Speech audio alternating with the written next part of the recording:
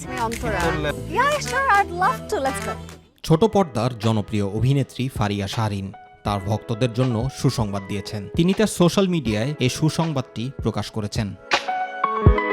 আর তাই মা দিবসে ফারিয়া তার ফেসবুক স্ট্যাটাসে লিখেছেন, বিসমিল্লাহ, happy mother's day to me. ফারিয়ার কাছ থেকে এমন খবর পেয়ে বিনোদন অঙ্গনের তার বন্ধু শুভাকাঙ্ক্ষীরা অভিনন্দন ও শুভকামনা জানিয়েছেন।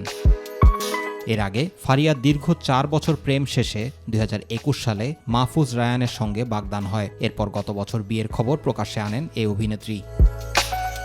ফারিয়া ২০০৭ সালে লাক্স চ্যানেল আই সুপারস্টার প্রতিযোগিতার প্রথম রানার্স আপ হয়েছিলেন। পরপর একটি মুঠোফোন কোম্পানির বিজ্ঞাপনে মডেলিং করে খুব অল্প সময়ের মধ্যে পরিচিতি লাভ করেন। এরপর তিনি ছোট পর্দায় কাজ করে সাফল্য অর্জন করেন। পাশাপাশি চলচ্চিত্রেও অভিনয় করেছেন ফারিয়া।